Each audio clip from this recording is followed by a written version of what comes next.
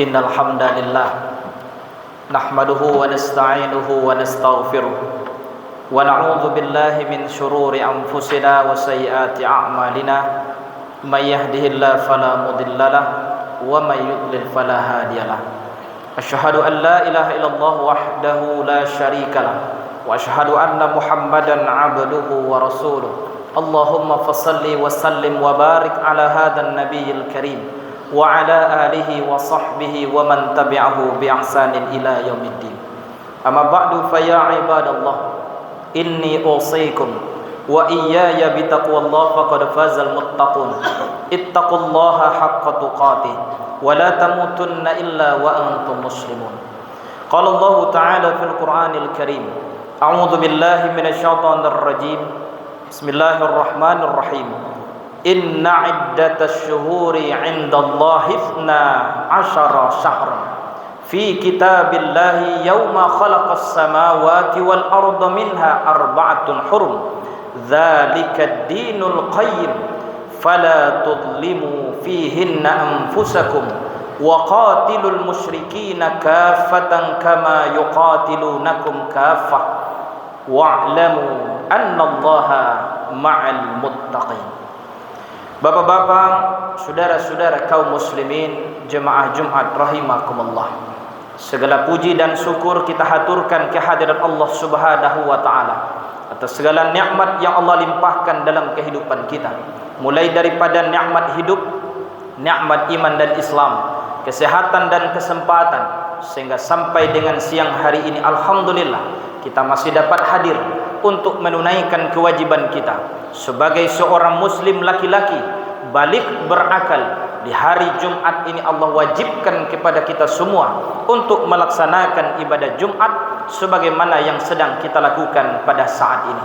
Mudah-mudahan Bapak dan saudara kaum muslimin, seluruh amal ibadah yang kita lakukan, baik yang sudah berlalu, yang sedang kita laksanakan dan yang akan datang, kiranya Allah berkenan untuk menerimanya dan memberikan balasan terbaik dengan surganya Allah Subhanahu wa ta'ala.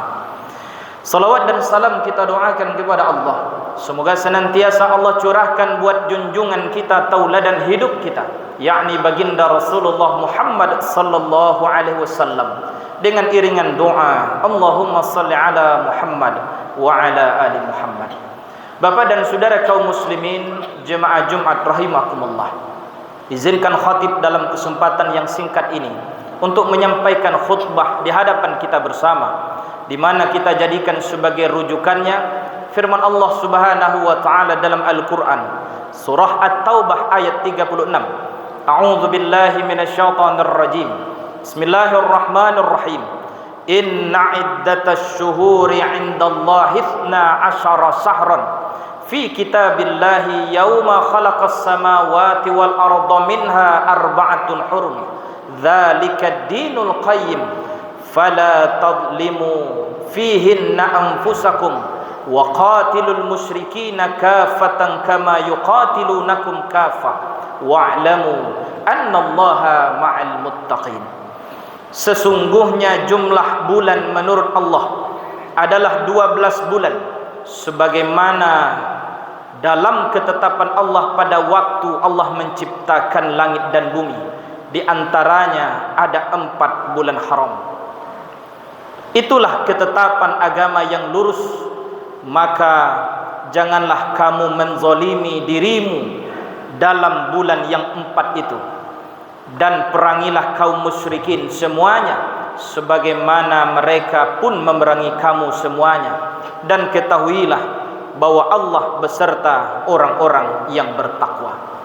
Bapak dan saudara kaum muslimin, jemaah Jumat rahimakumullah, ayat ini memberikan informasi kepada kita bahwa jauh sebelum manusia mengenal penanggalan dalam kehidupannya, jauh sebelum adanya kalender yang dikenal oleh manusia, bahwa Allah Subhanahu wa ta'ala telah menetapkan bahwa bilangan dalam satu tahun adalah 12 bulan.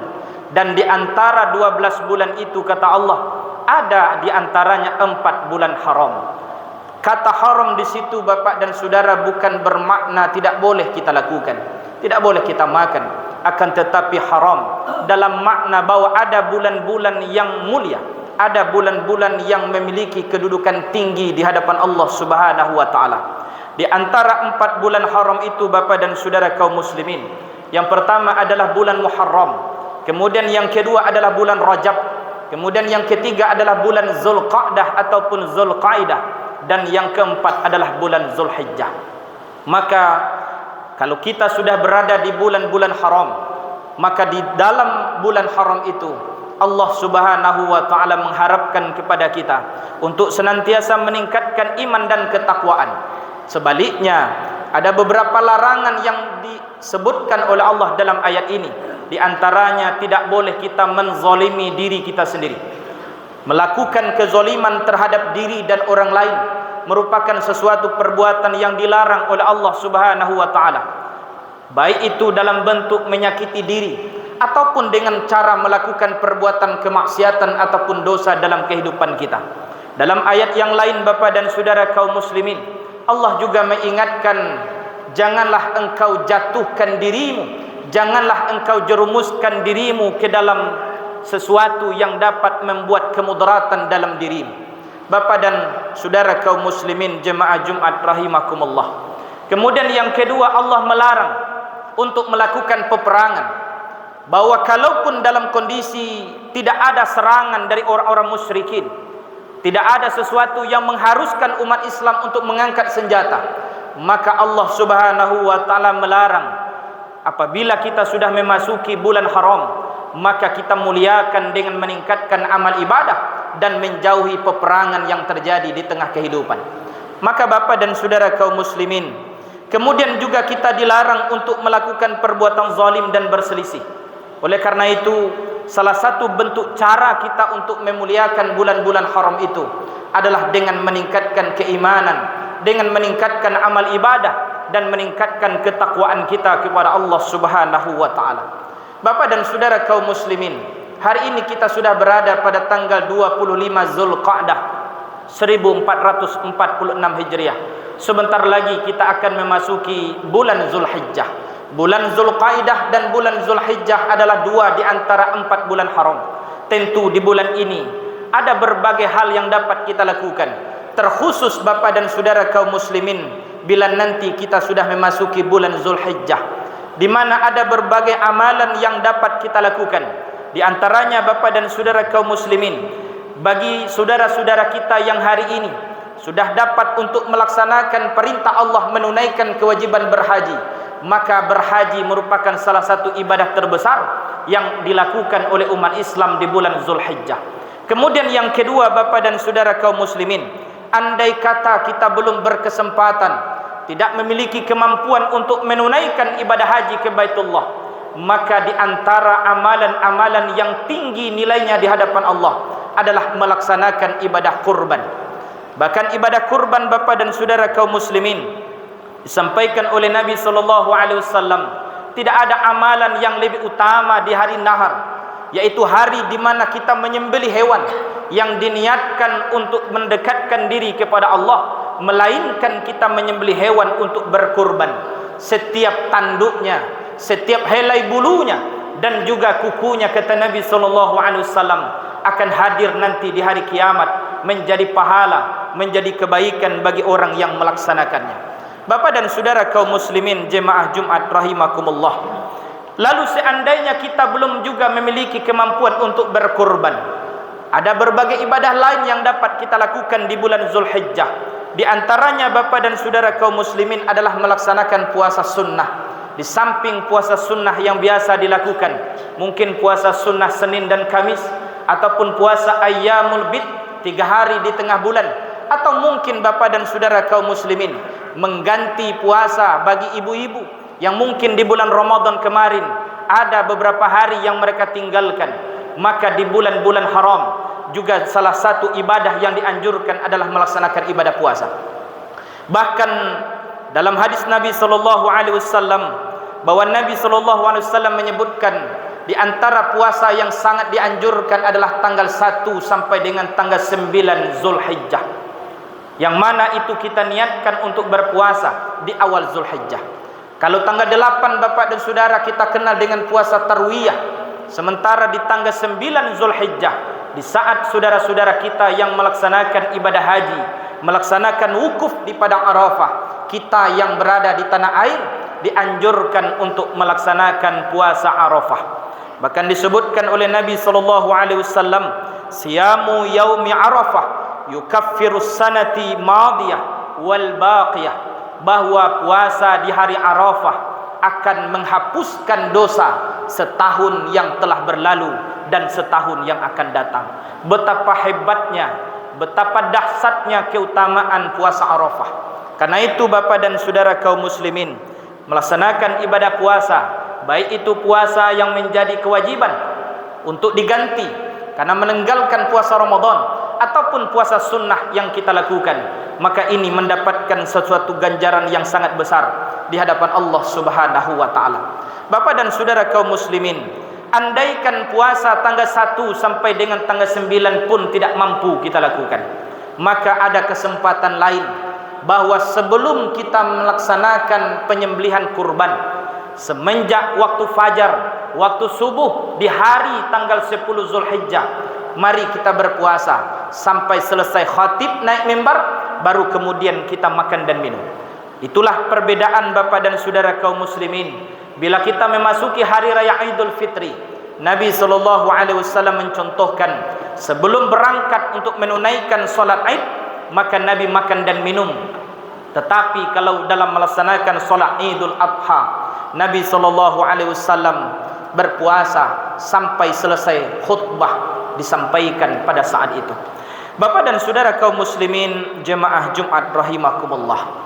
Di samping itu Bapak dan Saudara kaum muslimin, ada lagi ibadah yang dapat kita lakukan sebagaimana yang dicontohkan oleh Nabi sallallahu alaihi wasallam, bahwa ketika beliau melaksanakan kurban, maka pada tanggal 10 Zulhijjah Bapak dan Saudara sampai dengan tanggal 13 hari tasyrik, maka di 4 hari itu Nabi SAW mencontohkan untuk memperbanyak kalimat takbir, untuk memperbanyak kalimat tahlil, untuk memperbanyak kalimat tasbih dan juga tahmid kepada Allah Subhanahu wa taala. Karena itu Bapak dan Saudara kaum muslimin, ketika kita akan melaksanakan salat Idul Adha, dimulai dengan takbir. Kita memperbanyak takbir, Allahu Akbar, Allahu Akbar, la ilaha illallah wallahu akbar, Allahu akbar walillahil hamd. Lalu kemudian selesai salat wajib, biasanya Nabi sallallahu alaihi wasallam juga memperbanyak kalimat takbir, tahmid, tahlil dan juga memperbanyak kalimat-kalimat zikir kepada Allah Subhanahu wa taala. Bapak dan Saudara kaum muslimin jemaah Jumat yang dimuliakan Allah, di antara bapak-bapak saudara yang sudah berniat untuk melaksanakan kurban pada tahun ini, ada lagi ibadah yang disunnahkan oleh Nabi sallallahu alaihi wasallam, bahwa bila kita sudah berniat untuk berkurban pada tahun ini Bapak dan Saudara kaum muslimin, maka Nabi sallallahu alaihi wasallam mengingatkan, bila engkau sudah mengetahui bahwa sudah masuk tanggal 1 Zulhijjah, lalu kemudian engkau berniat untuk berkurban pada tahun itu, maka Nabi sallallahu alaihi wasallam menganjurkan agar tidak memotong kuku dan rambut. Idza ra'aitum hilalan dzulhijjah wa arada ahadukum ayyudhi falyumsik an sya'rihi wa azfarihi.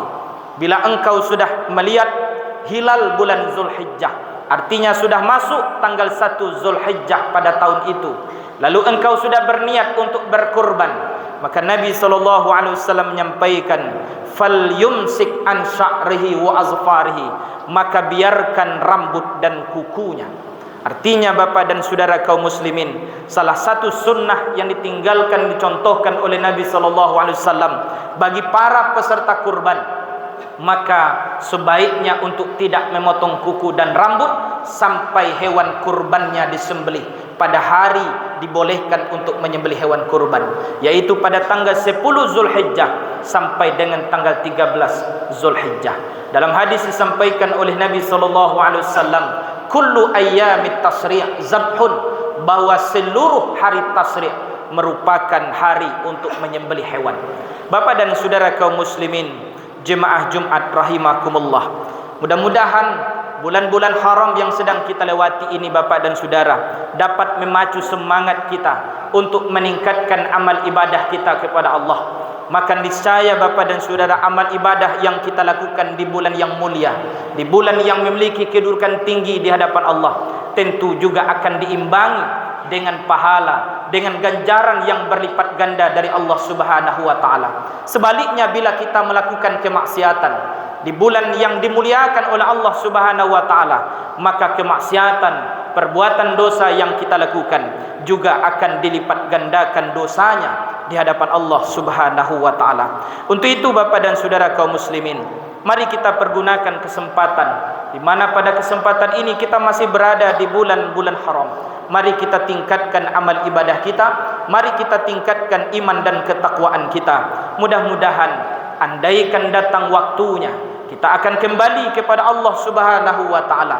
Allah wafatkan kita dalam keadaan baik, dan Allah wafatkan kita dalam keadaan husnul khatimah. Fa'tabiru ya ulil absar la'allakum tuflihun.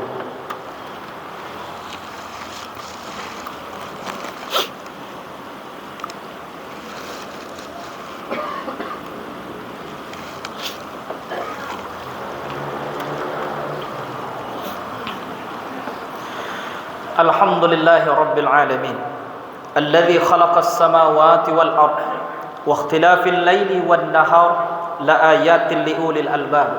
أشهد أن لا إله إلا الله وحده لا شريك له وأشهد أن محمدا عبده ورسوله. اللهم فصل وسلم وبارك على هذا النبي الكريم وعلى آله وصحبه ومن تبعه بإحسان إلى يوم الدين. أما بعد فيا عباد الله، إني أوصيكم وإياي بتقوى الله. لقد فاز المتقون. اتقوا الله حق تقاته ولا تموتن إلا وأنتم مسلمون. قال الله تعالى في القرآن الكريم: أعوذ بالله من الشيطان الرجيم. بسم الله الرحمن الرحيم. إنا أعطيناك الكوثر فصل لربك وانحر إن شانئك هو الأبتر. Bapak dan Saudara kaum muslimin, jemaah Jumat rahimakumullah, salah satu ibadah yang memiliki nilai tinggi di hadapan Allah adalah ibadah kurban. Oleh karena itu Allah Subhanahu wa taala mengingatkan dalam Al-Qur'an surah Al-Kautsar ayat 1 sampai dengan ayat yang ketiga, sesungguhnya kami telah memberikan nikmat yang begitu banyak kepadamu. Karena itu dirikan salat karena Tuhanmu dan berkurbanlah. Sesungguhnya orang-orang yang membenci Nabi sallallahu alaihi wasallam adalah mereka yang terputus dari kasih sayang Allah Subhanahu wa taala. Innallaha wa malaikatahu yusalluna 'alan nabi ya ayyuhalladzina amanu sallu 'alaihi wa sallimu taslima. Allahumma shalli 'ala Muhammad wa 'ala ali Muhammad kama shallaita 'ala Ibrahim wa 'ala ali Ibrahim wa barik 'ala Muhammad wa 'ala ali Muhammad kama barakta 'ala Ibrahim wa 'ala ali Ibrahim innaka Hamidum Majid. اللهم اغفر للمسلمين والمسلمات والمؤمنين والمؤمنات الأحياء منهم والأموات إنك سميع قريب مجيب الدعوات يا قاضي الحاجات. اللهم اجعلنا من التوابين واجعلنا من المتطهرين واجعلنا من عبادك الصالحين. اللهم أعني على ذكرك وشكرك وحسن عبادتك. اللهم يا مقلب القلوب ثبت قلوبنا على دينك وعلى طاعتك. ربنا ظلمنا أنفسنا وَلَمْ تَغْفِرْ لَنَا وَتَرْحَمْنَا لَنَكُونَنَّ مِنَ الْخَاسِرِينَ. رَبَّنَا آتِنَا فِي الدُّنْيَا حَسَنَةً وَفِي الْآخِرَةِ حَسَنَةً وَقِنَا عَذَابَ النَّارِ. عباد الله، إن الله يأمر بالعدل والإحسان وإيتاء ذي القربى وينهى عن الفحشاء والمنكر والبغي يعظكم لعلكم تذكرون ولذكر الله أكبر.